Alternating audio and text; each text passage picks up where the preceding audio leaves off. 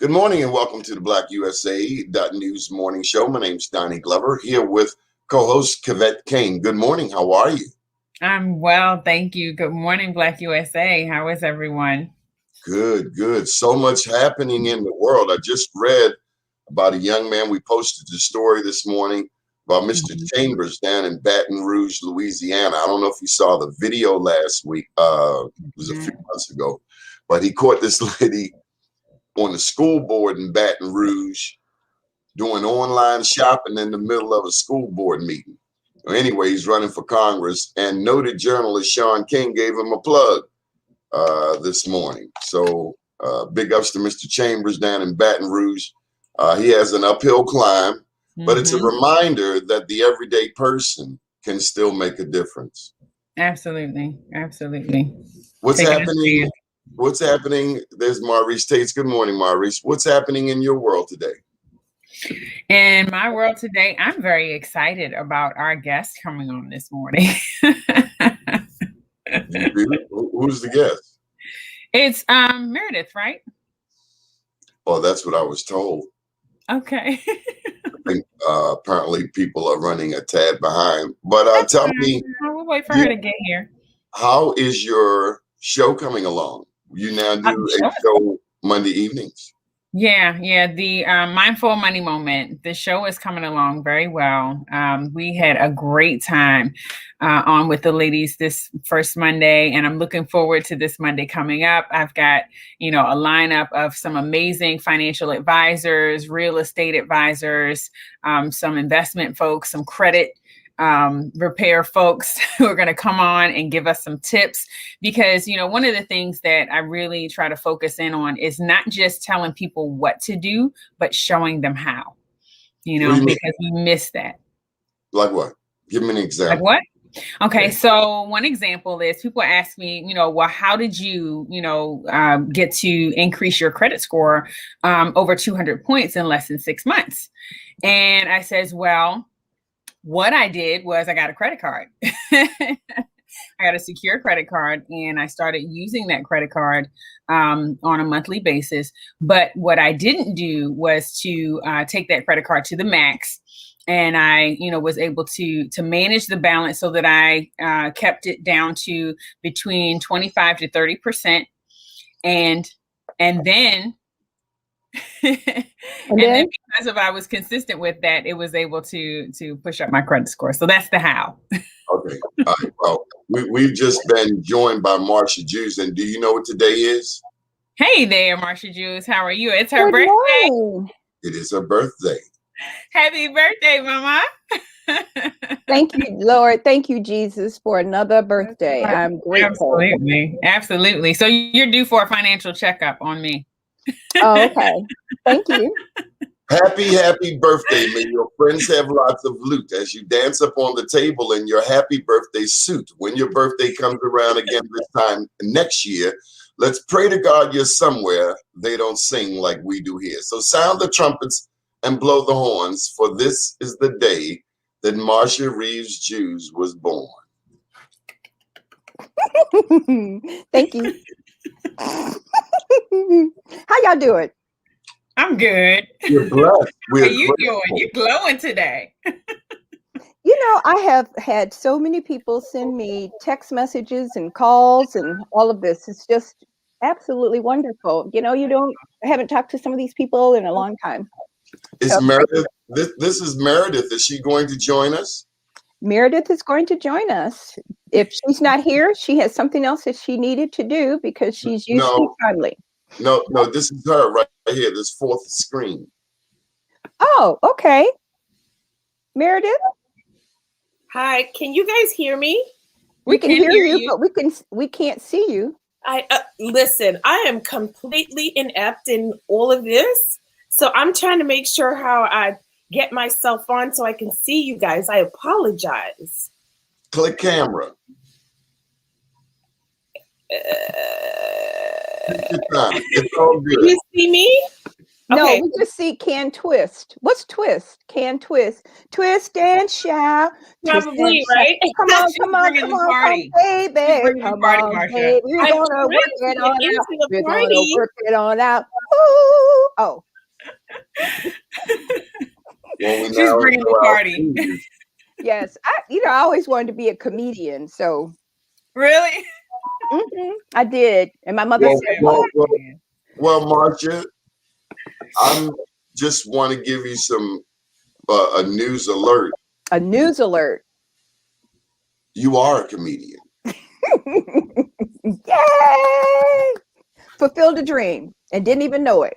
I just read a story about a woman, and she posted, "What my mouth doesn't say, my face does." And that means what to That's you? so true. And that means what to you? Well, Marcia, you know, we can always. It's not hard to read your mind. Kavette says it's not hard to read my mind. Mm. Oh, it's written all over my face. I like a song. Your face. Da da da da da da da. Oh, that's what I missed. See a word. Your frown, your frown, your frown, your frown, your frown. That guess must be absurd. Okay, so I want to get serious for a moment because I'm very upset about something. 0.13. A child went to Augusta Savage for 4 years. It's right down the street from my house. And that was his average, and he graduated. And I'm appalled. That's not even a good enough word. I can't find a word in my brain to fit this situation. That a child, so that means there are other children who are getting those same kinds of grades at Augusta Savage, where children are literally leaving school functionally illiterate. Wow. And this is an example I've been saying for forever.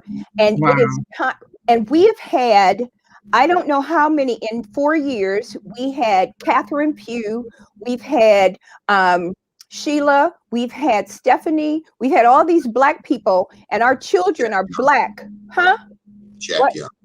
Okay, and Jack Young, but he was there by absentia. So I'm just really, I don't understand how this could even be possible, because we were already having a problem to begin with. All right, before this comes out in the paper, this has always been a problem, and now there's proof. What now? What is supposed to happen with this? How are we going to get these children on board? How are their parents going to be able to help them? How are we're talking about 200 or 300 kids, 300 or 400. I don't even know how the numbers are staggering that are not being taught.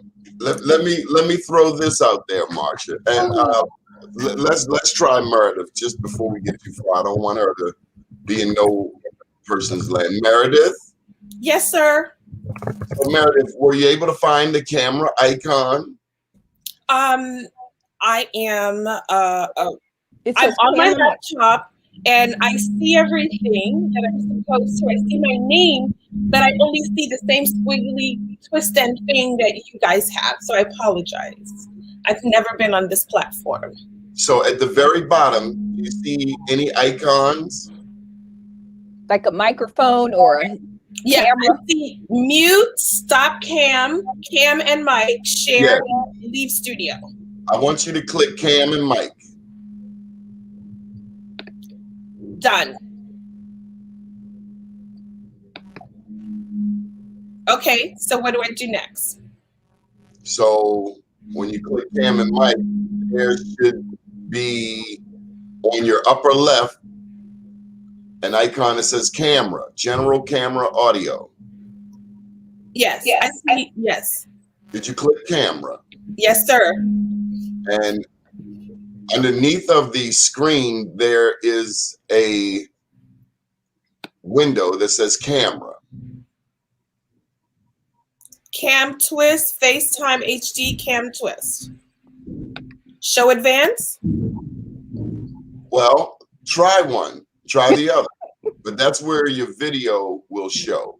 That's the door to your video. Okay.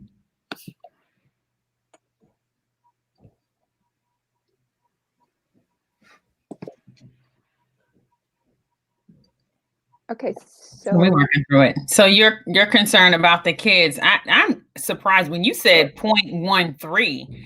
I was like, okay, so 0.13% of who? Oh yeah, it's all the way at the bottom. that's the right. But here's my question to you, Marcia. At some juncture, does the student play any role in this? You know, I think that the student has a role, but the student has to know that it has a role, and the student. But I'm being honest. So you know the community in which we speak, and Sandy used to work a program over there, and that came out of the whatever that program, the Development Corporation. They had a program that Sandy used to run, and Druid Heights. right, and those students were all honor students that were part of her program. And so, but when you sit down and you look at the surrounding community, where is that? Is there a commitment? Because people, it's a survival kind of mode, and we don't always have what we need in the households to be able to help people navigate because there's so many other issues. And I'm just being real. Go ahead. On any given day, particularly on the weekends, particularly when the weather is warm, I see young Black men riding dirt bikes, doing some of the most phenomenal stunts in the middle of the street with one hand. I also see some of our young men wearing $200 belts, $200 tennis shoes. I see us all on Instagram. I remember once I was dating a lady and her daughter found a party in Washington, D.C., but could not find the admissions office of a local college. We do what we want to do. And at some juncture, that young man knew he was failing. Let me tell you something. Did he play any role in this? Let me just say this to you that's real. Yeah, I think that's the devil. The reality is that there are children who are going to school with the expectation that somebody's going to give them the proper information and actually teach them, that their schools aren't falling apart, and that the teachers who are disrespectful and could give less than a daggone about them. And in how they learn, the teacher has a role, the administrator has a role, the principal has a role, whatever it is, North Avenue has a role that they're supposed to insert themselves and teach these children. There are standards that these children must meet. I agree. And all of the people who are grown have failed those children, grown folks. I get it. Yeah, and you know what I'm gonna say? I'm gonna co-sign with you on that, Marsha, because I'm sick of you putting it on the children. I'm sick of one it. of the things that really disgusts me is I have talked to several men recently. I've talked to several men recently who have not even been interested in reading. Right. My thing is, do you read? What are you reading? Because if you're not reading anything, then that means you're not interested in improving your thinking, your thought pattern, your way of life. And what I heard was, well, I don't read anything unless I have to. If our grown adults are not taking an opportunity to continue to invest and improve in themselves through reading, they're not encouraging the kids to do the same either. And that's where the problem is. At 7 a.m. this morning, I got a call from a friend of mine who used to live up here, who's now down in Florida, to wish me a happy birthday. And we got into this conversation because I hadn't talked to him in a while. And so what's up? What are you doing? And he started talking about the fact that he was working with the city of whatever in Florida, and they're dealing with trauma families whose children have either somebody's been shot or somebody's been somewhere. They're trying to get these community leaders like the associations and whatever to help to develop trauma personnel who can go into these homes, go into the communities and deal with the trauma. So if we're sitting here with over 300 murders in a city per year, if we're sitting here dealing with a household where, and he said all this, it's just 7 o'clock in the morning, this is how I start my day. He's sitting there talking about children that they're now having to deal with that have dealt with incest, children who've been violated, children who are going through all kinds of horrific things in their household. And then our expectation, then outside, they got to listen to the gunshots go on. Outside, they got to see people that they know laying dead in the street. And so my last experience working with children was, I don't know how many years ago, with Alvin Ailey. And a 15-year-old told me he doesn't even see, whatever year he was younger than that, like 13 or something like that. He doesn't see himself getting to be 15. He didn't see himself even being alive. And so if that's what people are going back to, we can't even get them to be able to talk. We can't get them to be able to understand what they need to do. We are not working with the schools and seeing there has to be an outside influence. There's a board of directors for the school systems for the city of Baltimore. This is unacceptable. It's inexcusable. It's criminal that these Marsha, did you see what's happening? And welcome to the show, Myrdith.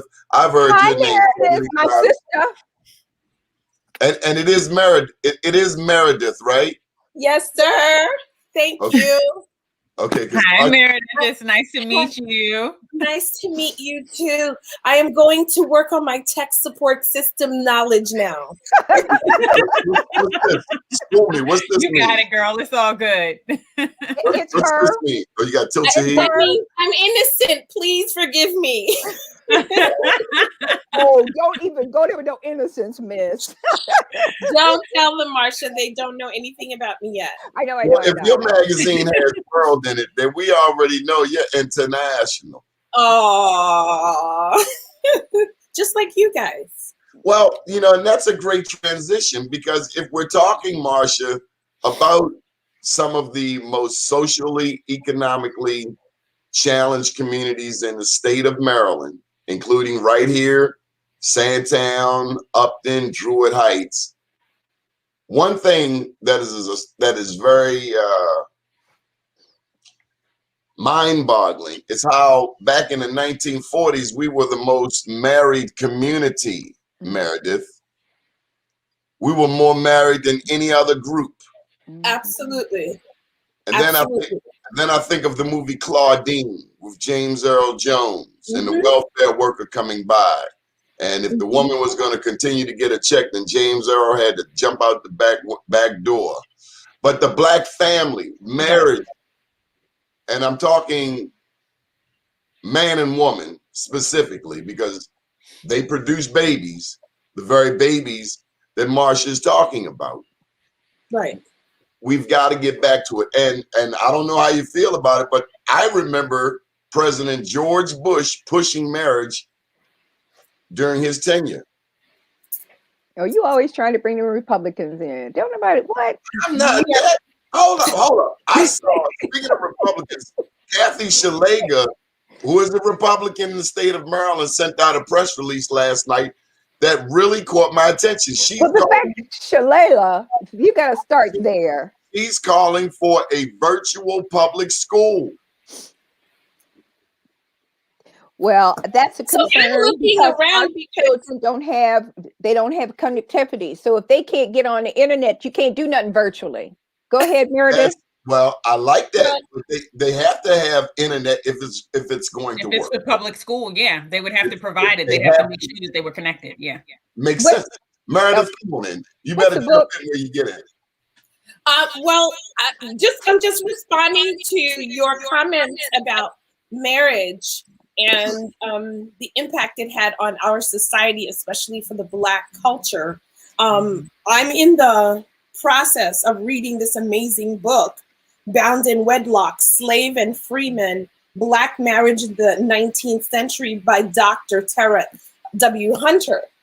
She clearly breaks it down, the impact that marriage has on a society, and the real reason why Black people weren't allowed to get married. It's beyond just, hey, I need to control you or whatever else. It controlled the Black person's economic status within society, within the white community, finance and economics. depended on, you had to be married. In order to own land, you had to be married a white man, and so on. So to withhold that from Black people meant they could never economically get ahead as as a unit. And so if we look at things from the perspective of building wealth, you can't. The reason why they're so far ahead of us is because they have generational wealth. They have land and everything as an ownership of things, so they could build their families and send their kids to school, start businesses, and so on and so on. When you have, Black people that just was released from slavery, and during Reconstruction period, where they were doing so much better, they were in political positions, they had a say, they were voting before. It wasn't that Black people never voted. They just found ways to stop them voting because of the Black Wall Streets that were happening around the country, that started to help Black people get out of the status that they were in. And schooling and education was the way where, if my mother was a slave, she sent me to school so that I would know better, because she knew her time was up. So my parents, they would send me to school, and so that kept the community going. So when you have my personal opinion, when you have children having children that are uneducated, and they can't be present to raise their children and nurture them the way that they should, because they're so busy trying to keep a roof over their head. That's when it happens, where now, who's raising the children? The children are raising children. And then now, and it becomes a huge issue. So, and I agree with you that people make time for what they want, and they find they get what they want based on what they want, period.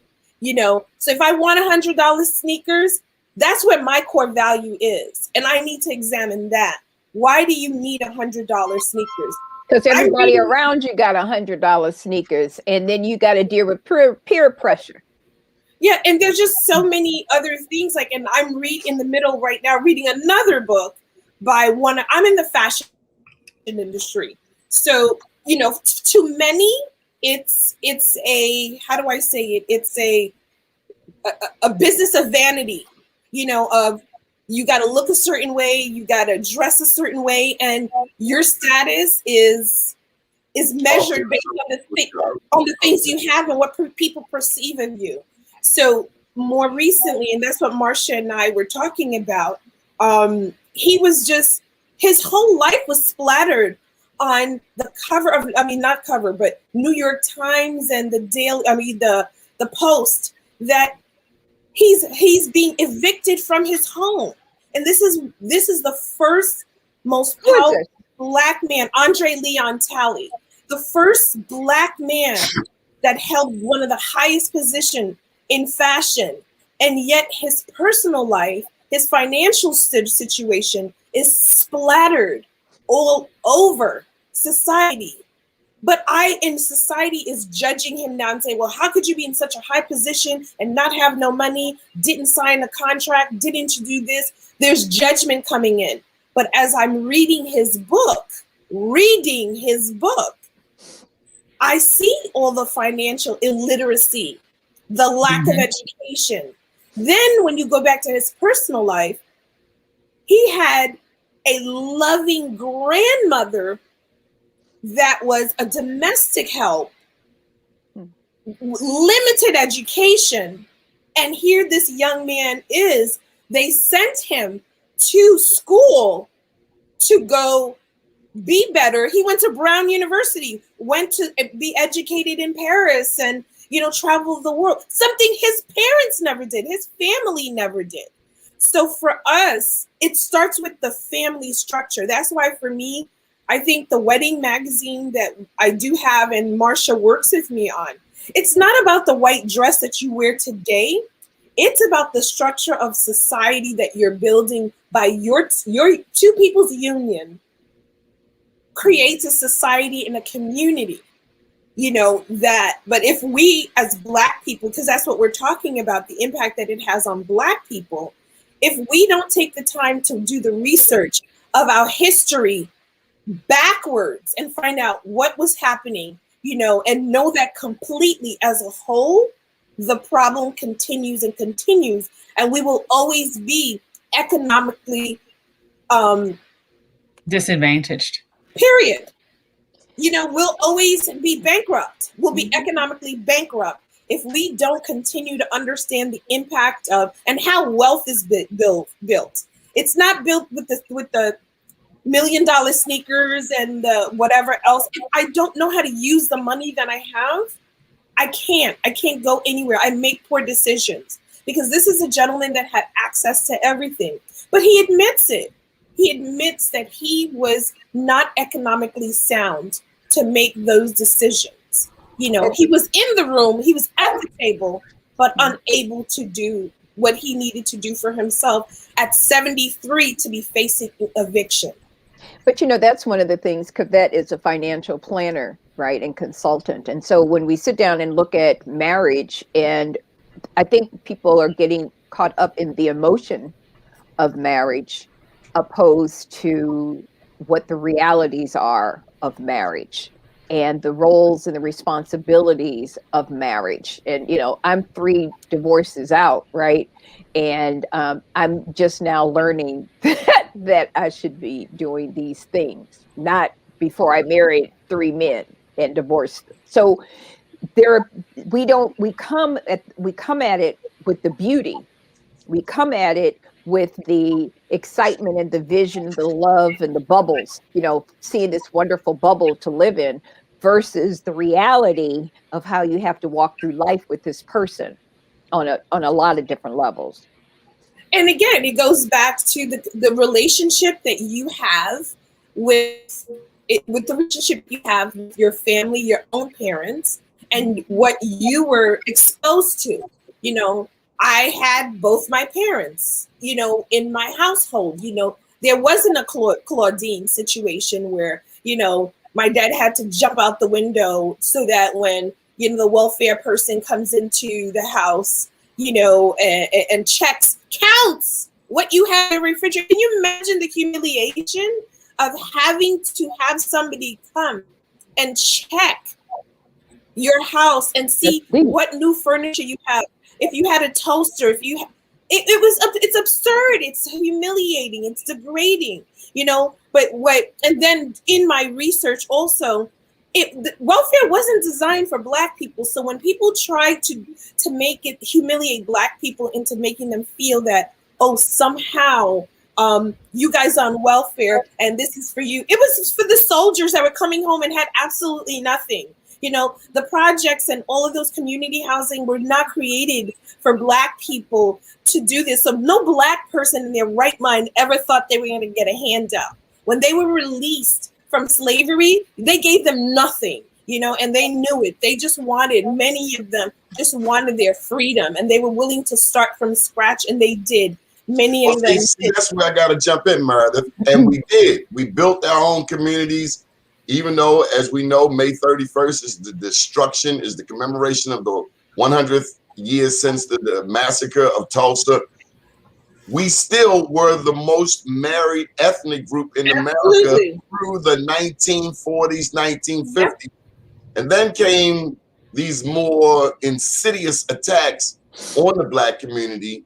And of course, by the 70s and 80s came cocaine, crack, and heroin. Flown in by big corporate titans.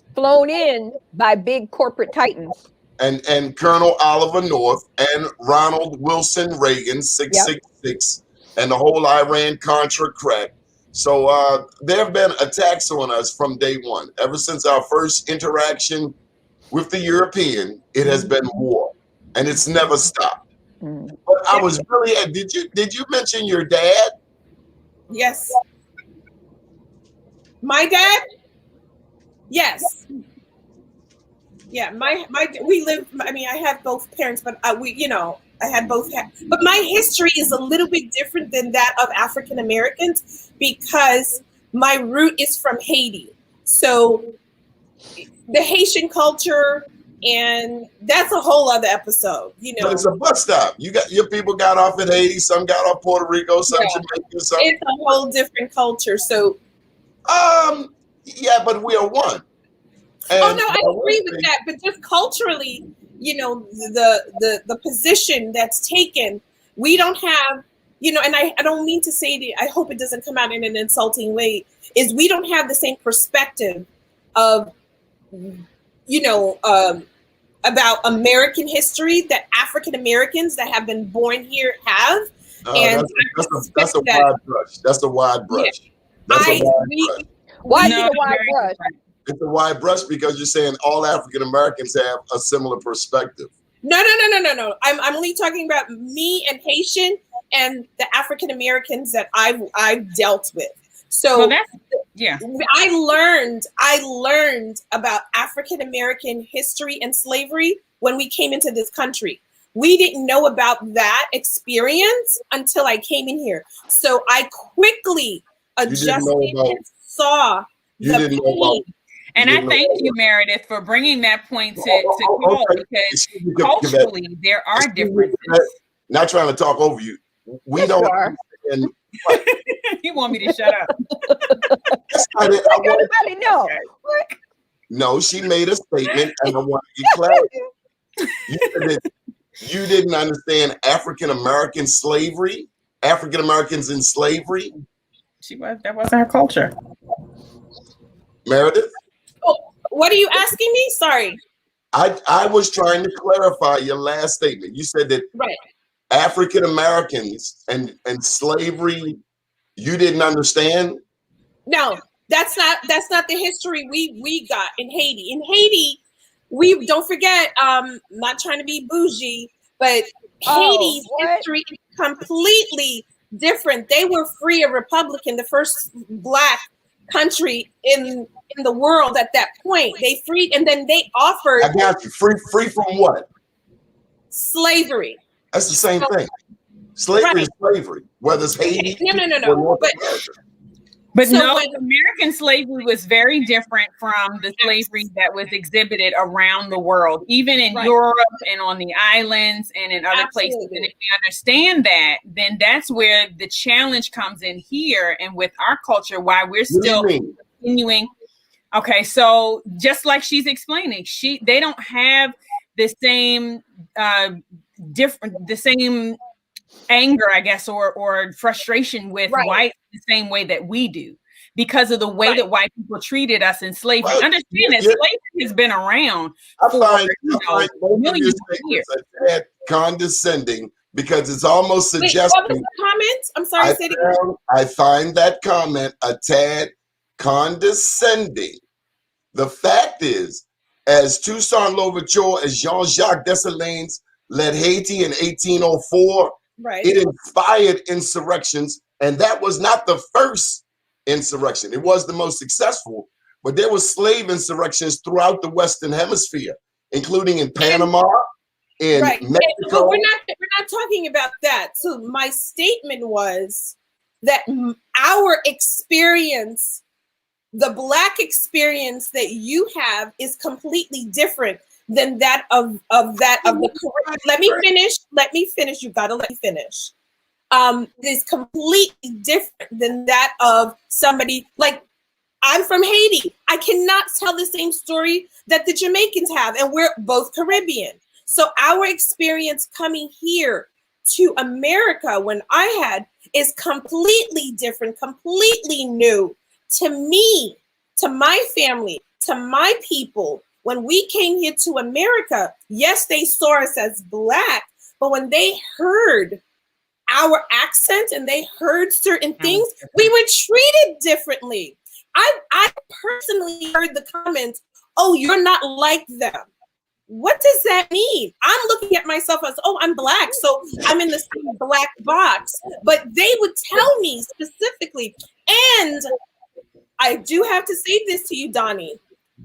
African Americans were not allotted the same experiences, the same opportunities that foreigners did. You got to let me finish. But you're making No, I'm not. If It's you let me, absolutely true. Thank you, Myrdith. Let her get to the top. Let her get to her bottom line. So, right. So make my it comment is, we didn't. Number one, when African Americans, when Africans, when Indians, when the 1964, 65 that Dr. King they signed, it allowed foreigners to come in. What it did was they allowed us foreigners to come in, and my parents were among them. We had to have bank accounts. We had to be educated. We had to be able to put back in the system to even give. So already we had a head start from the African Americans that existed here. Things that you guys were not granted, they gave to us. Because you were able to start businesses and those kinds of things. Wait, you guys are talking at the same time. Do you understand that not every African American was in slavery? Oh, I absolutely do that. I know that. So you're saying that those people who have always been free had a disadvantage to you compared to you? You said what? Those African Americans in North America who had no history of slavery still had a disadvantage compared to you. Yes. We still have a disadvantage. Yes. Absolutely. We still have a disadvantage. We still, if you live in the wrong zip code, no matter what your income is, you are redlined. If you can't even go to clear about that. No, you're not clear if you're talking about it's different. Because there were people who ran all these doggone over here on the east side. You had morticians, you had all these black businesses, you had black businesses over there on the west side, and they're all gone. Why are they gone? They're gone because they moved them out. And let me prove my point. 40 acres and a mule.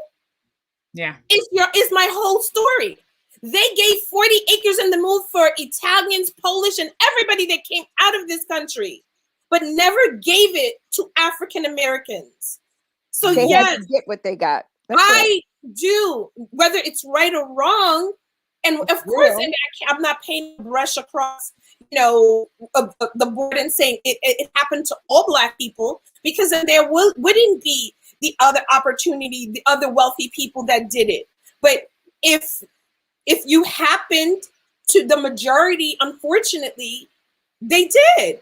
They didn't. But what you're saying is that if you were born here, you were born into the disadvantage. Absolutely. Is exactly the Native Americans are the people of this nation. The Native Americans are the people of this nation. You see what they did to them, right? Because they had some melanin in their skin, and they removed them off the planet, pretty much, right? And so when we and I'm just feeding facts, based on American history. I mean, and your personal history, and your personal history. And so for me, African Americans, I've learned to appreciate the value because of the voices of African American. I stand to benefit because Dr. King did what he did. It opened the doors for my parents and other foreigners to come in and have these opportunities. So this is why I choose in all my businesses to support Black people of color that are not given the opportunity, because I do not take for granted the opportunity that myself and my family have had, So for us, I don't look at anybody in a way where, well, I'm different or better. I never said that I'm better, but my experiences. Absolutely. Well, because the circumstances were different. And that's what we have to keep in mind. We have to recognize that there is a certain mindset that has been played into when you are coming to a new country and you are being, given, like you said, the education and the resources to be able to support yourself so that you can feed back into the system, versus you having been here, they're stripping everything from you and not even giving you an opportunity to build yourself so that you can contribute to the system. Absolutely. Absolutely. And there's also a price that we pay if we commit crimes and everything else. You're deported out. And that's where, again, the other people, what's happening right now, these young kids that came in, DACA children, their parents brought them here illegal. They've never known anything else. And Right. because of those decisions, they're being forced to go back to a place they've never been to. You Right. know, so the real crisis is, you know, where's the humanity in anything that we do? And speaking from a spiritual perspective, you know, I see most political people try very hard to say that they're doing this for the betterment of the country as Christians and so on. But in the book of Deuteronomy, it told you if a family or a person stayed a slave, was a slave at the 6th, 7th year, you had to release them. And when you released them, you had to give them something. So none of this was honored by a place where people claim Christians and humane. You know, there's so a whole bunch of Christians right now. now. There's a whole bunch of Christians running big churches that talk all that foolishness, but they still follow Donald Trump around and all of his edicts. So, you know, some of them were actually at the insurrection on Capitol Hill that were supposed to be so religious. It's a whole nother conversation, but we're not going to list that up today. And it goes back with, it takes it back to accountability. How do we, who do we hold accountable? And first and foremost, before I can hold you accountable for my circumstances, I have to look at the mirror and ask myself, what role do I play? And this is why I think Marcia invited me and why we do what we do together. What do we do together? What do you do? What do we do? Why we do what we do? Why we do what we do? Why we do what we do? Why we do what you do? Because they don't know. I am the publisher and founder of World Bride magazine. It's an international multicultural bridal publication that's dedicated to diversity. We've been around for over 20 something years. And I say something is because it started out just as a little blog because I had a bridal salon and I saw there was a gap missing in the fashion industry, which I'm in, that there was no Black people, or if they were Black people, they were in high fashion and they were Africans and they were beautiful, but to me, they look like art pieces. It wasn't showing the average woman, the other women that I saw until I saw one day Beverly Johnson and on the cover of Vogue. And I knew at a young age coming into this country that this is where I wanted to be. I saw for the first time I would have a place. And for me, that's why Mr. Andre Leon Talley means so much. His very presence inspired me to come into the fashion world and to have the audacity to think that I can publish my own magazine. And now we're in 1.8 million. We have 1.8 million followers around the world. And we've shot covers in Egypt. Yes, Marcia and I have wine and dined with the prime ministers of Egypt. Well, I just want to interject that Myrdith, I appreciate your perspective, but it is not mine. Oh, I respect that. I do not like the wide brush. I think African Americans are some of the most dynamic, tenacious, versatile, and resilient people on the planet. And I will also say that the independence of Haiti is interrelated to the struggle of Black people. And when Toussaint and Jean-Jacques led that revolution, it sparked flames around the Western Hemisphere.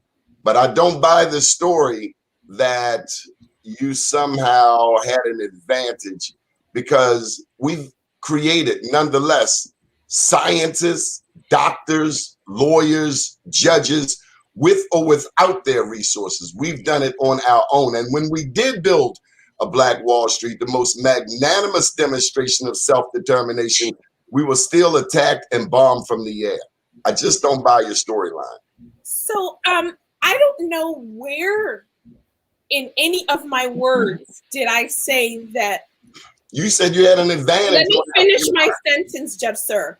So what I'm not clear is I don't understand where in all my dialogue did I say that somehow my personal experience, my cultural experience somehow denigrates the experience of a people that when the police see me, they see me as exactly what I heard. So I guess you didn't hear any of the books and the facts that I quoted regarding, you know, the things that, in order for for any Black person or any minority or foreigner to come into this country, after 90, when this document was signed with Dr. King, that we had to have asset to come here. We had to be some kind of educator of some form, because my parents were both educators. That's why they were allowed to come here. They had to be able to give back to society in order to come here. And then I'm sure, and I don't think you heard my 40 acres and a mule, you know, that's all in books, that while black people went to look for it and to claim it, it was given to the Italians, the Polish, and other races. I'm very clear about that. Okay. The Homestead Act and a number of other welfare acts that were done to benefit white people, all the way down to the opening up of land. Okay, so you did hear that. So where in my sentence, all the way, where in my dialogue did you hear me say that somehow Black people were not gifted, were not doctors and lawyers? I don't know where I said that. Well, it's as if you said that. No, I didn't. I clearly said what I said. And she was brought here Darius, by would her you like to parents. make a comment? Yes, I would like to speak a comment, because the things, Miss Myrdith, first of all, happy birthday, Miss Marsha. Thank you. You're welcome. You're welcome. As far as Miss Myrdith, what you were saying, that you had to come and earn your right in society by doing jobs, becoming an educator, and things like that. No, I'm not. That's not what she said. That's not what I said. That's not what she said. She said she had to come back and put back into society. No, I didn't. My parents, in order to get a visa to come in here, and and I'm just talking about, because my parents came in here in 1970 something. This was after the act that was signed by Dr. King. In order for at least Haitians, I can only speak for Haitians, I don't know about any other culture. We literally, they had to have documents, they had to be sponsored, they had to have money in their bank accounts. You know, they weren't, and I think they're trying to implement that now, that, you know, they said that in order for you to come in here, and you had to be giving back to society. That's all I've been hearing. So it's not just about giving back to society. It's about the money. They want their money for you being in this country. They're not just going to have you in this country doing anything. Oh, perfect. Exactly. So you made my point. So this was what I'm saying. We didn't come in here because we could just walk in here freely. So our experience was that you have in the past from Haiti. Plenty of people from Haiti are here undocumented. The laws. She could not become because of the laws. Her parents were not allowed to come in this country unless they had certain assets, unless they had certain contributions. Okay, now we're talking about 1970. What about the thousands, hundreds of other Haitians that came over? This is out of control. This woman lived this. This is her personal experience. Time out. You're negating my experience. But she's not talking about your experience. What she's talking about is she did talk about my experience. No, she did not. I heard that, but I heard her talk about African Americans. But African Americans are still enslaved. Okay, but are you kidding me? That's relative. It's not. It's all actual. She's talking about where she grew up and how she got here. I can speak for whomever I want when I want. I'm grown, 69. And so am I. And so am I. Okay, but she cannot speak for me. Okay, thank you. When you came on, we were talking about children who are not literate. See, this is exactly what the problem is with America, with our people. We can't agree to disagree, and you don't have to be rude. We can agree to disagree. I'm sorry. Can I just read one sentence from this amazing? But I want to tell you, y'all are quick to cut a brother off, but say something when a brother cuts you back off. No, I'm sorry. You cut people off all the time, Negro. Can I just read you one sentence, maybe two sentences from this book that I would suggest? This is You know, I don't assume anything about anything, and everything is from somebody else's perspective. And I can only speak on my experience and that of my family that was given the privilege and the honor to be here in this country. But based on African American researcher, a doctor, a university doctor, she said in her book, marriage and race were closely linked as slavery was codified. The very first law defining racial differences set into motion a series of regulations that would make it difficult and eventually impossible for most African Americans to gain legal recognition and security of their marriages and families. So before you attack me, I am a big reader and I'm a big listener first. Big listener first.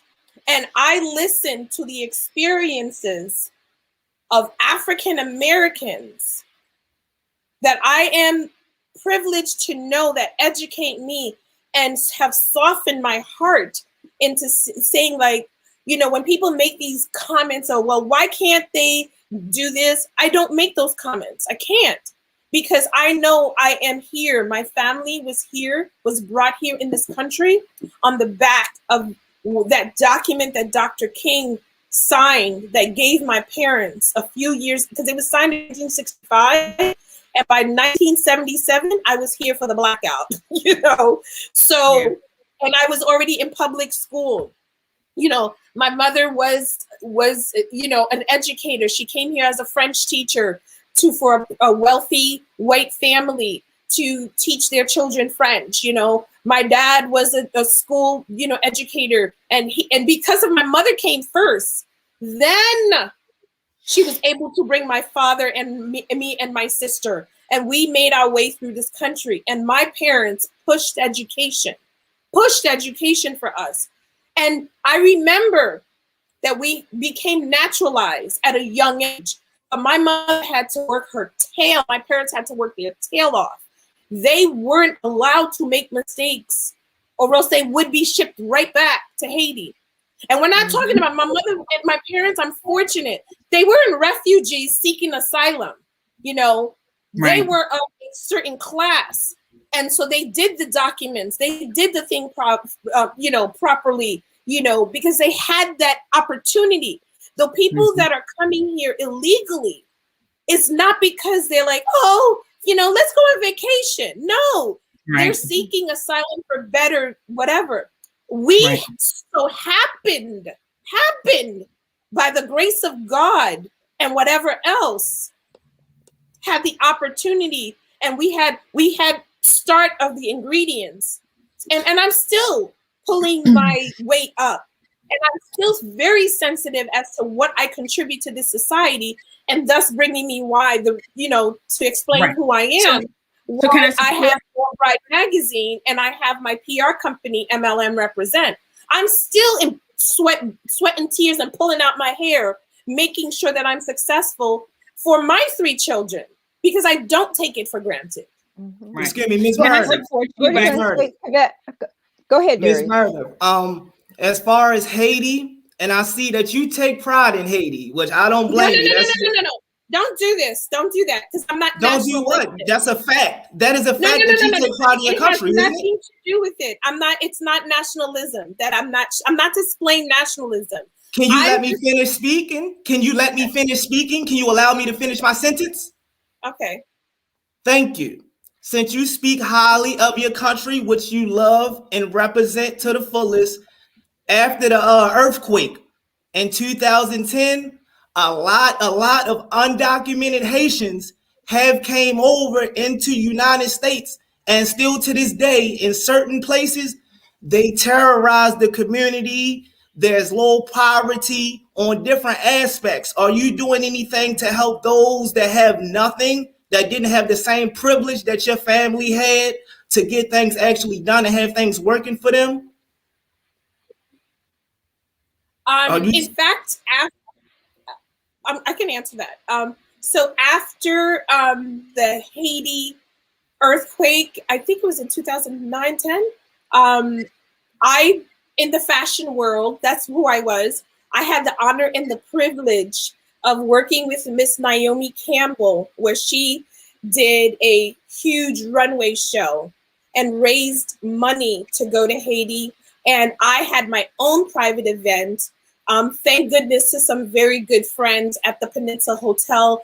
And we raised, and my WNBA basketball clients, we raised some money. And then myself and the famous, amazing Mark Baptiste, and Maria Bello, the actress, we raised some money, and we brought book bags and school bags and went to Haiti. And I went to look for my family because I have a brother there that's a doctor. So I had an opportunity to do that. And I did that for 4 years until it got too much on me and I had to stay home with my children. But yes, we absolutely did. And we totally enjoy supporting that. And that's why, like, I have the privilege of business ownership, and I'm proud of that. I'm proud of being a human first and a child of God, that I'm blessed that I can start my business, even though me and Marsha have crying sessions all the time is, oh my God, are we doing enough? Are we doing enough? That I am on the leadership team of the United Negro College Fund. In fact, Marsha and we fight to actually make sure that there's diversity and inclusion. So your last good try was 6 years ago. Pardon? Your last good try to help your country was 6 years ago, correct? Oh, is that what you heard? Is that what you heard? Yes, ma'am, because you said 2014, you stopped after that to take care of your family. Let me just still goes on. Myrdith, what I would like to see is France take its foot off Haiti's neck. Oh, well, I'm not French and I'm not part of the government in any way, so I don't control that. All I can do is work on my business, Worldwide Magazine, and MLM represent, and hire people. And you know some high-profile people. We must, just like in this country, we must make the statement for reparations. We also must. Don't get politically involved. Y'all have cut me off, please. We must also make the case.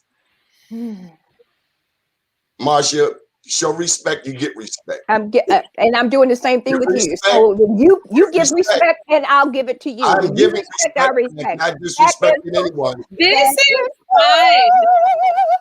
As I was saying, this is hot. I feel like I'm on the View. We need to put pressure on France.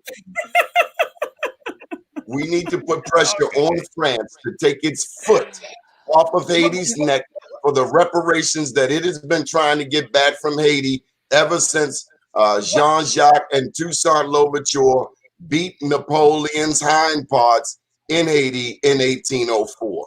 Thank you for letting me get my statement across, and I will leave you to do what you do. I can respect your comments regarding that, but I'm going to speak for Myrdith Leon-McCormack, that runs Worldwide Magazine and MLM represents.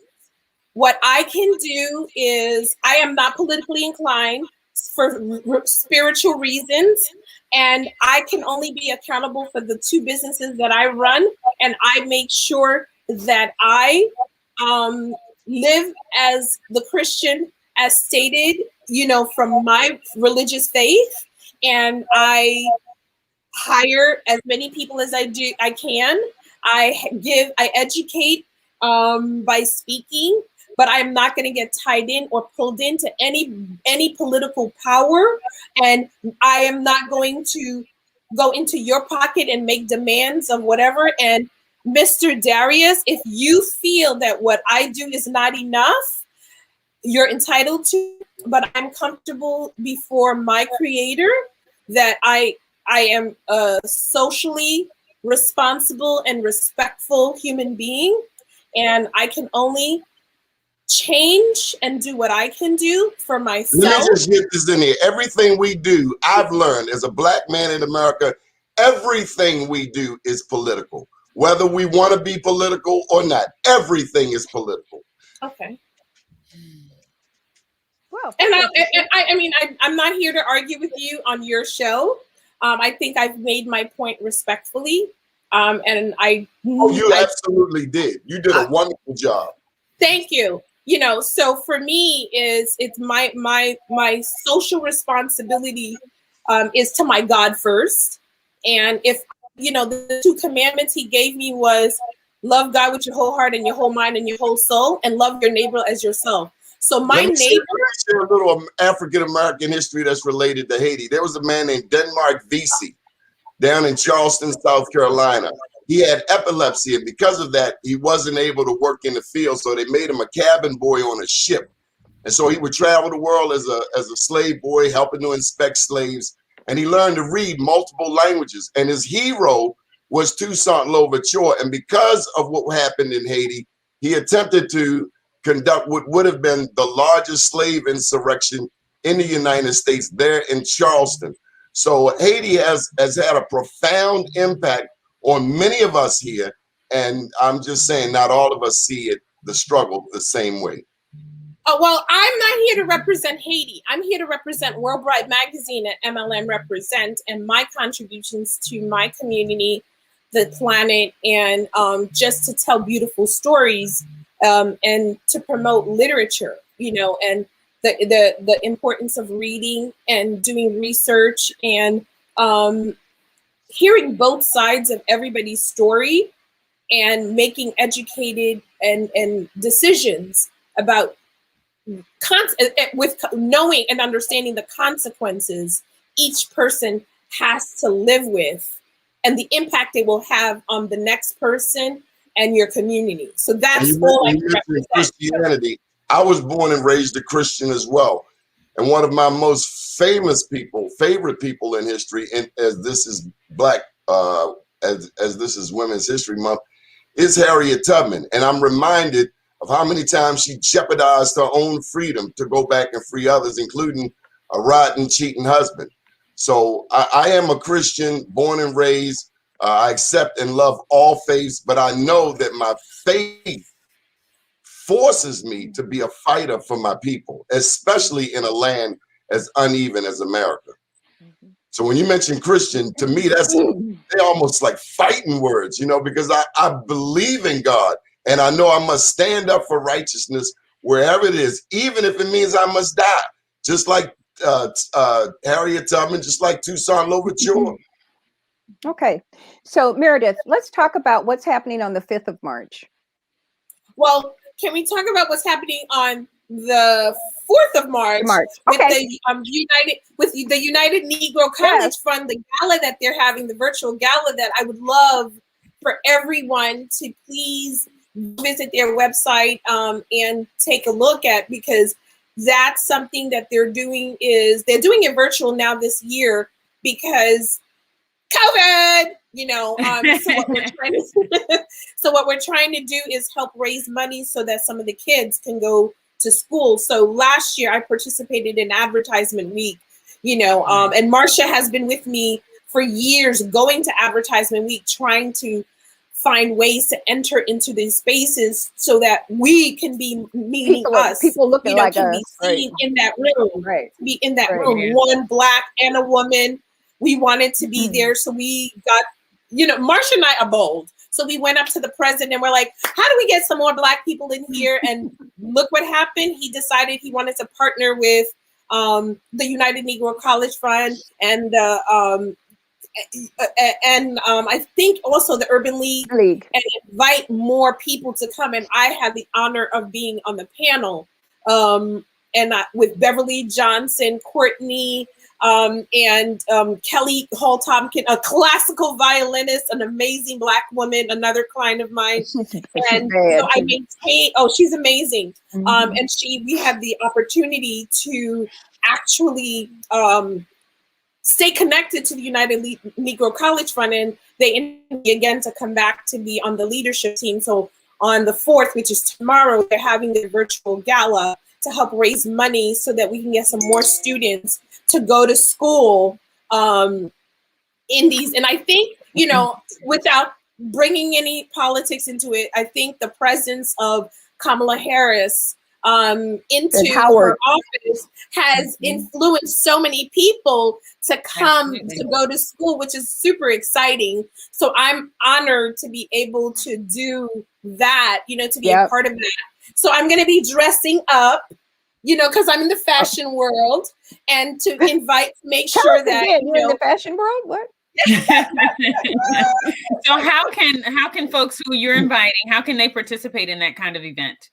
Well, they can literally go online, and I'm sure Marsha's going to give the link when she reposts this video. And I think it's on Marsha's page, it's on my page, and if they go to UNCF New York City or UNCF, they'll see it. There's tickets, and they can donate as little as $25 to participate in this. And it's not just for tomorrow only, ongoing, you know. So that's what I try my very best to do as far as my contributions of supporting my brother. And then on the 5th, Marsha and I had the honor of being on the Women in Publishing Summit this year, where we tell people, women, and to be specific, because this is Women's Month, we are encouraging women, people in general, how to write books and how to use magazine platforms to do it, you know, because we own a magazine. Marsha and I have our own show.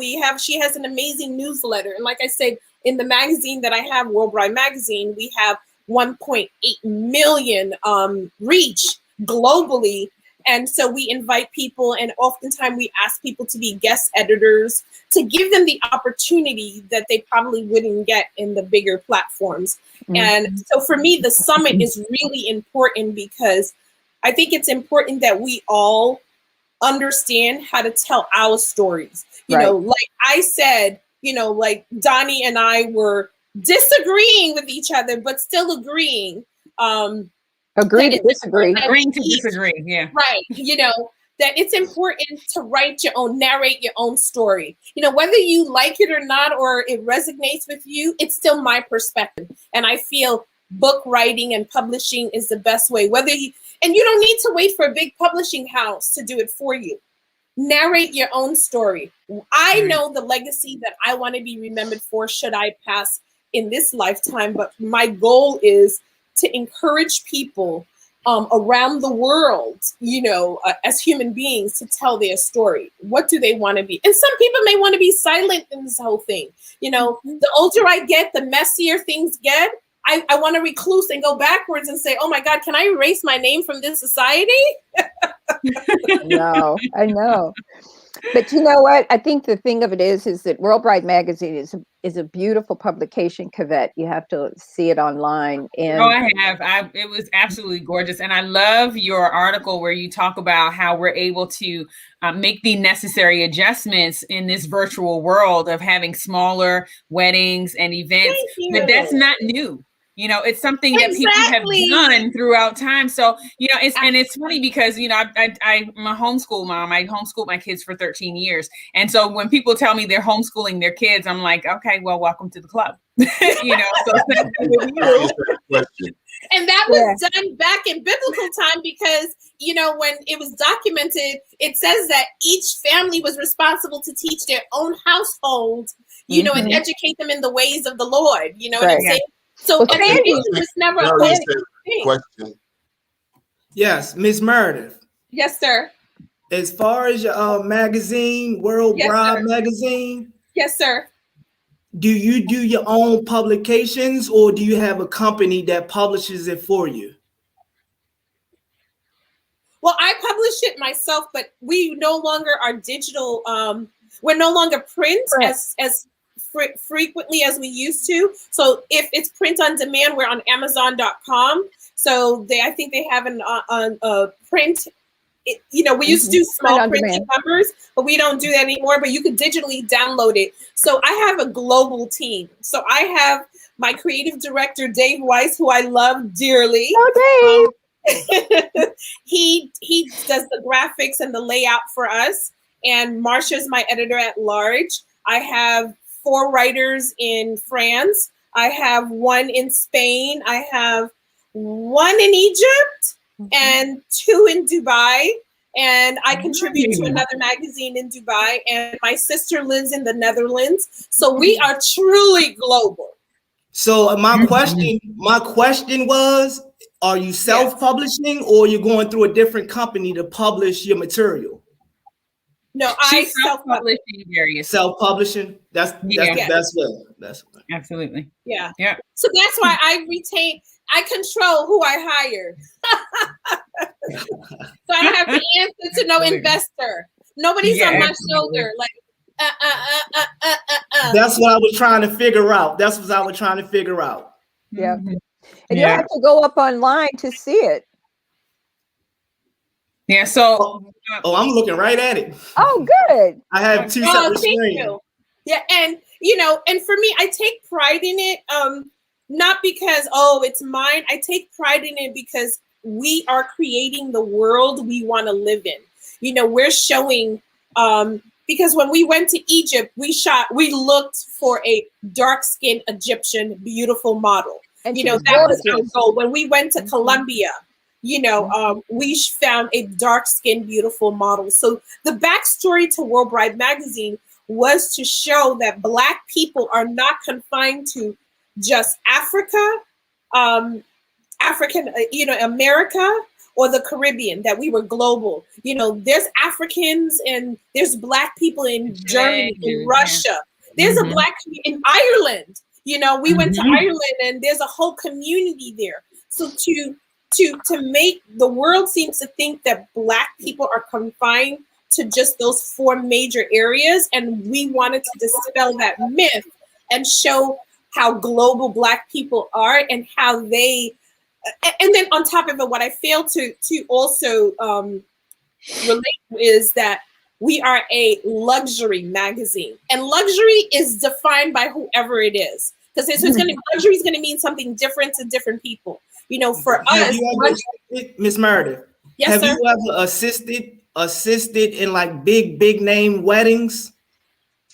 Yeah, I've produced some big weddings. Which I cannot. Can I get 2 of them? Can I name two of them? You can name them. No, I'm asking you. Can you name 2 of them? I can't. So 2 were private, so I can't. The names, but I do. I have had great editors that I've worked with on their projects and so on. I've had the honor of working with a lot of great, wonderful people.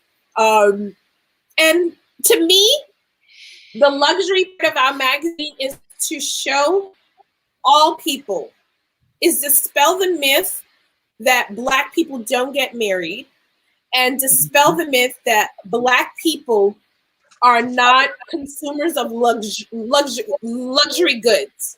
And I feel like I've successfully done that.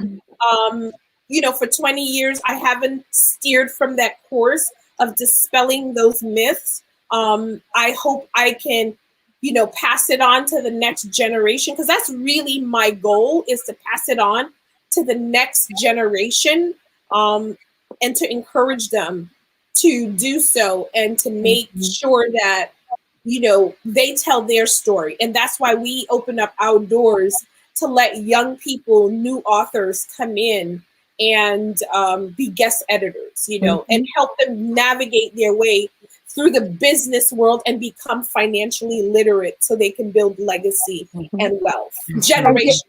And Darius, just so you know that there. Excuse me, Marcia. I was trying to. Okay, I was just going to follow up with what she said. To Europe for a minute. As you mentioned fashion, and we have talked, of course, about politics, but we've also touched on history. So when I think of fashion, my mind immediately goes back to the Moors, who dominated much of Europe and were royalty across Europe for 700 years. And I was just wondering, and you mentioned pulling out the Black people in the various countries, do you ever do any throwbacks to because they wore some dynamic, as you say, amazing clothing, garbs. They really brought fashion to Europe. Does that ever creep into the layout of World Bride magazine? What we do is, anytime we feature I'm a trying to brand, say that we started fashion. That's my understanding. So we what we do is we go back. Any brand we introduce to the audience or we reintroduce to the audience, we give backstories on everybody. And every issue, we highlight somebody of African descent in some way or other. And it's not, is it a specific group? No, but I know we highlight Black designers. Like starting last, I think in December, as of December, I started highlighting Black designers that have been erased from the fashion scene. You know, you're going as far as the Moors. I could mention, you know, Queen Nefertiti, who, you know, I'm sorry, Queen of Sheba, who came to Solomon, you know, and she was the most beautiful woman in the world, and she was decked in garbs and jewels and everything else. Fashion has never been something that Black people have not been a part of in any which way. You know, we talk about the Egyptians, the braiding of the hair, and I think Marsha and I, when we went to actually the whole continent of Africa was braiding. Yeah, so when we went to Egypt, we went to the temple of Hatshepsut. Yeah. We went to her to the temple, and we saw all the beautiful things and why the Egyptians wore braids and so on, and scalping, you know, and you know why they shave their heads to put on wigs, and they put braided wigs on. So we try our very best to integrate history with today's modern fashion so that people pay tribute to all cultures and how we're more connected than not connected. And I think that's what people, you know, I think that movie with Will Smith, 6 Degrees of Separation, no longer exists because we're 2 degrees of separation. And the internet has even brought us even closer together, that we were able to see what the Arab Springs, know about the Arab Springs just through the internet. So we absolutely do. And we did a whole issue on Middle Eastern inspiration. So we look for African designers, we look for Middle Eastern designers, Caribbean designers. So every issue we try to highlight a Black person that has you got to give me something on Ethiopia. When I was there, I learned that the leather that's bought to make Coach bags comes, and a lot of the designer bags comes right out of Ethiopia. I'm not surprised. You know, De Beers Diamond did so many mining for years. You know, all the diamonds in the world was from Africa and parts of the region, you know. So if anyone seems to think that somehow the Black culture, the African culture, has not contributed to the society that gives them the opportunity, avails them the opportunity to live luxuriously, they are sadly mistaken. And I insist that they pick up some books and read. I totally agree. More importantly, how about get a passport and travel and see it? Don't take my word for it. Right. Get on a plane. I would encourage you to keep pushing this magazine, After COVID. writing our story, and keep telling our story, because that is what we do have in common, insisting on using our skills and expertise, using this medium, this multimedia thing to tell our story. So with that, I am 1,000,000% supportive of you, Myrdith. And we don't have to agree on everything, but I do support you, especially if you're putting out intelligent, smart images of our people. We need that. We very much need that. And that's the very reason why I felt the need to start the magazine. What I didn't want to do is, and what I personally don't believe in, you know, I don't believe in going into anybody's house and moving their furniture without their permission. So I understood going into the fashion world, it was not designed for me. It was not designed for me. I came in as a guest. I made my suggestions respectfully, asked the questions respectfully. Why aren't there Black models here? You know, why aren't there enough Black talent? Because for a long time, I was the only Black person on set, you know. And when my other counterparts that were the few Blacks that were there, they also were always on set individually, unless you were working on a Black publication. But that wasn't hard to figure out why that was happening, Myrdith. Pardon? It wasn't hard to figure out why that was happening. Well, no, and what I'm saying is, like, I understood that, and I'm fine with it, and that's why I said, you know what, I'm going to start my own, because I will now control who and how I define what beauty is. I control the content and because I understand, and Marsha and I had this conversation, the power of publishing, the power of words. I can make or break a person, a society, a community. I can do all of that. We want to break France's foot. We want to break their foot. But on another note, Nigerian weddings are some of the most elaborately or adorned events that I've ever witnessed. Do you cover them? That's my specialty. Let me tell you, I now represent an amazing Nigerian British designer. His name is Yemi Osunkoye, and he is Osunkoye, and his design is Kosibah. And it's KOSIBAH.com. You could go take a look at it. And he was groomed in London and, you know, learned to be a French couturier. He is absolutely brilliant. And he has showed us how to do the gele, the wrap that the women do. So my first trip to Africa was Egypt. My second trip to Africa was Nigeria. I went to Ife. We were filming a documentary. And we went with a doctor, you know, because we went to volunteer and help give them tests because so many of them were sick with just things that could be cured, high blood pressure, diabetes. So we went and did the testing and we documented that. I went to a wedding. First of all, I wasn't an invited guest. We went to crash the wedding. You crashed it? Honey, yes, we did the wedding crash. You didn't tell me that. When I tell you, it was 500 people at that wedding. Wow. I'm like, I don't think I've ever known 500 people in my lifetime. But this, when I tell you, they had loads of food. It is the most elaborate weddings I've ever seen. You know, Nigerians. I remember in the fashion world there was I think it's in the early 2000s. There was a range of African girls from Nigeria, some of the most amazing, beautiful, like Aluchi, that graced the covers of these magazines.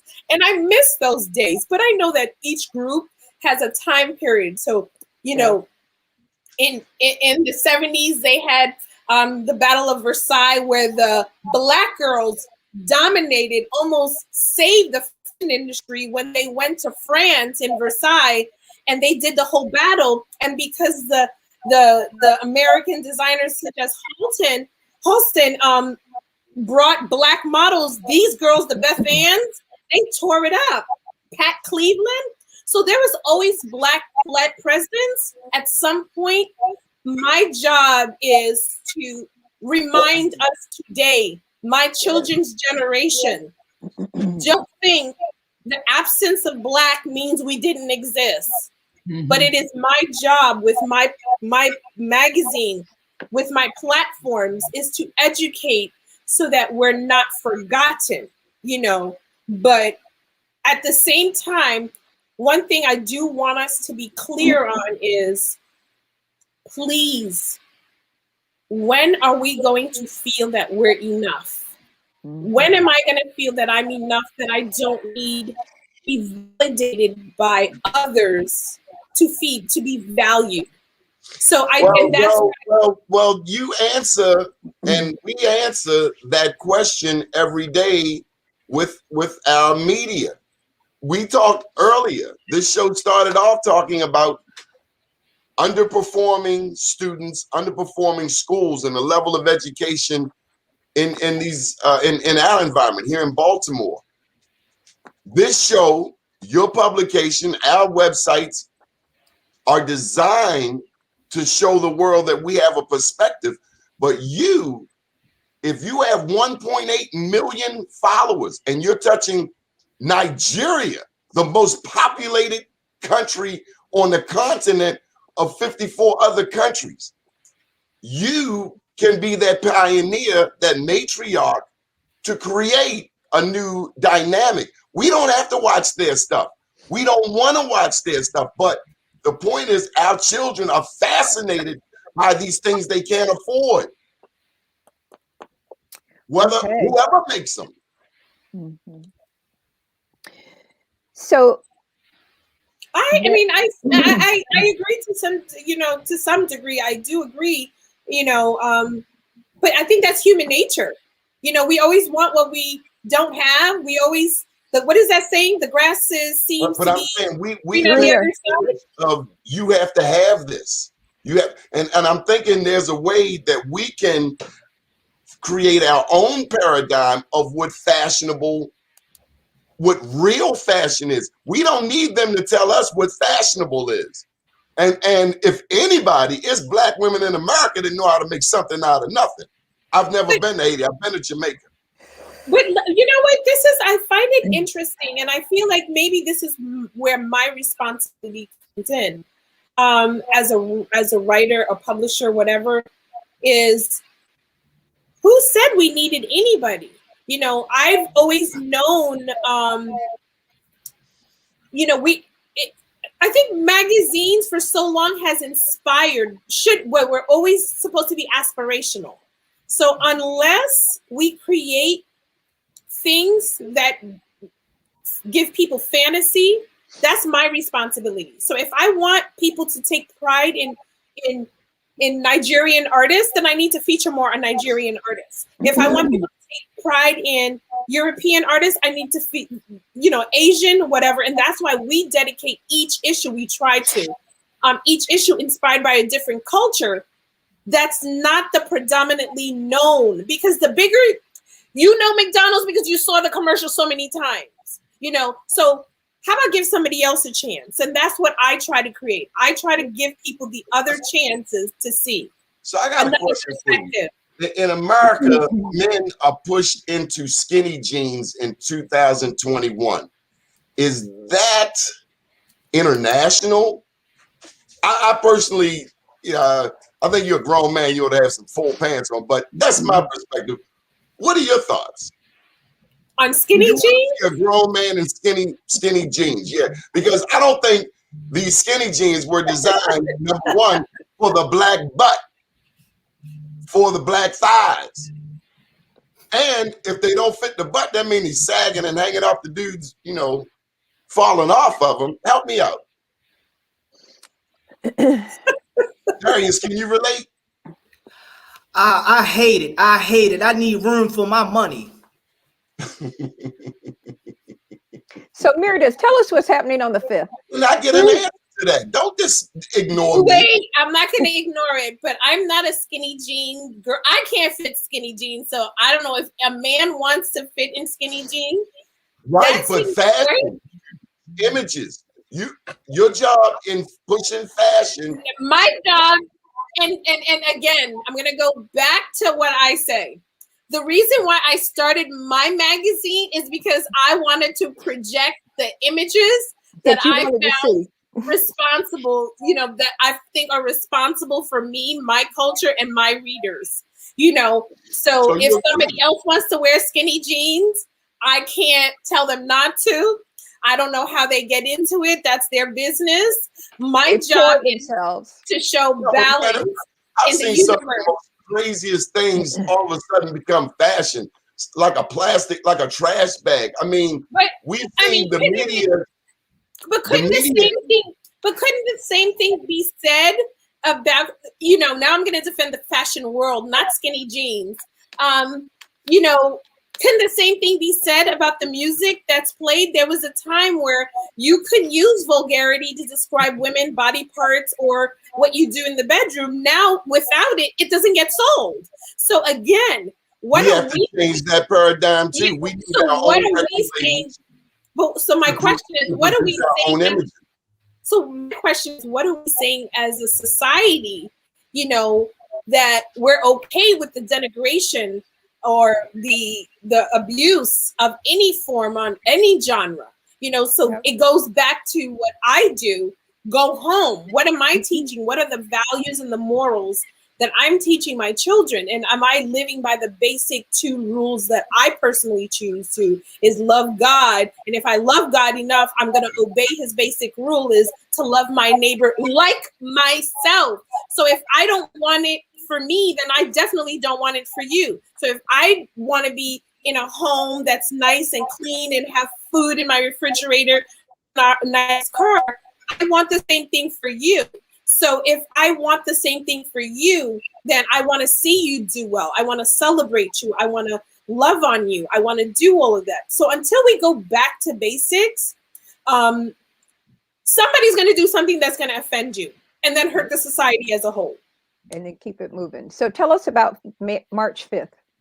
March 5th, I want everybody to tune in to the Women in Publishing and listen to, at 2 o'clock, I think our panel comes on where we talk about the world of publishing and your voice and how you can reach out to other platforms or your favorite platforms, of course, and you know, reach out to them and ask to be a guest editor or just become a blogger yourself, build your platform, build your audience, and you know, pay is relative, you know, and that's another thing that we talk about. The debate was about with Mr. Andre Leon Talley. Like people feel that the people in the fashion world should be millionaires because they're selling $1 million bags. Selling $1 million bag and the actual writer is getting paid $1 million is a lie. So please stop it. You know, Have you been able to make any brands with your media? Have you been able to take the Nigerian brother that I think I heard you mention with a K, Kosiba? Have you been able to spotlight that person has talent? I like that brand. Let's make them millionaires. Well, I don't know his bank account yet, but I know he's well known, respected globally. And what's the name of the girl that made the purses? You know what I mean? I mean, you like, were you able to make a designer's first ad? Well, he was already established, so I'm not going to take the full credit for him, but I know we have been able to make him a recognized name in the world of general fashion now. That's good. So, yeah, that's excellent. So, yeah, he's been featured earlier this year in January in British Vogue. He's been in Brides magazine. He's been in The Knot. So outside from World Bride magazine, you know, and that's the other thing. I don't need to keep him all to myself. I want to see him succeed. Oh, absolutely. And in fact, this weekend, we're about to shoot his new collection, which I want everybody to take a look on, and it'll be released in April, Kosiba. So my goal is to spotlight any designer from the continent, Asia, and the Middle East that are looking to be the next Vera Wang, the next Reem Akra, you know, and because they deserve it, you know. This is what I need. I need from you, and we gotta go. This is Marsha's birthday. Do you say you know Marsha, right? A little bit. We only travel the world together. Outside of that, if it doesn't have a passport, I don't know her. So do you see the look on her face right now? That's the 11:30 a.m. look. Okay, so, but what I need from you is maybe a list of 10. You could send them to Marsha, of 10 designers that we can use our media outlets to push from your magazine. Yeah. 10. You want 10 Black designers for me? From around the world. Okay. Start pushing newbies so we can make our own designers famous. Oh, absolutely. I would love that. Kosiba's at the top of my list. Yes. What's your website? worldbridemagazine.com, WORLDBRIDEMAGAZINE.com. And we're on Instagram, Facebook, Twitter, Pinterest, YouTube. We do videos, so that's the good thing. In fact, I think in next week we're going to be highlighting a Haitian bridal designer. 2 weeks ago we did another. I think she's Jamaican British designer. So we try at least monthly to feature a new unknown Black designer that's probably famous in their region, but we want to bring them to America, because at the end of the day, American fashion, American everything is the symbol of greatness around the world. So in fashion and in bridal, which is my specialty, which is my lane that I'm going to stay in, we try to highlight as many global designers, particularly Black designers, because we know that there's an absence of them. And that's my goal. That's just my goal, to give opportunities. All right. Well, did you give the website for the panel on Friday? I think we put it, it's the, if you go to my Instagram or Facebook, you'll see that I'm talking about the Women in Publishing. Yeah, Women in Publishing Summit. And Alexa is the host, and she's an amazing woman that gave the opportunity last minute to speak. And I brought Marsha, my partner in crime, in anything related to women and assisting us to grow. So that's my goal. So if you guys want to join it, if you want to write a book, how to tell your story, how to market your book, how to just pitch it, how to get started, how do you even buy a book to start documenting your own story, how to tell your own story. Just come to the panel. It's happening actually today. So I would very much appreciate it, everybody, because I don't have to tell anybody's story. You should be able to tell your own story. That's what I want people to do. Tell your own story. How do you want to be remembered? All right. Well, thank you so much for sharing all that you have, for being so open and transparent and honest with us. We appreciate your experience on so many levels. I personally appreciate your experience and the fact that you've shared that. You're welcome. And we hope to have you back with us here again sometime soon. Yes, so because this is my version of the view. This is the version. No, this is my version of the view. So I love it. Bring it on. I've been baptized by fire with you guys. Yes, Ms. Myrdith, you have a question? Yes, go ahead, Darius. Okay, Ms. Myrdith, I was looking through your catalog, and the pieces, the Afro-Central pieces that you have are beautiful. Look like they came straight from the motherland.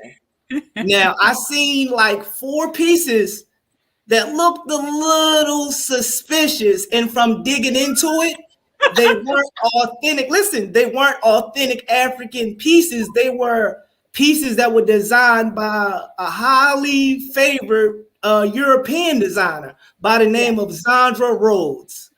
Now, she's done work for Princess Diana and all types of things throughout Europe.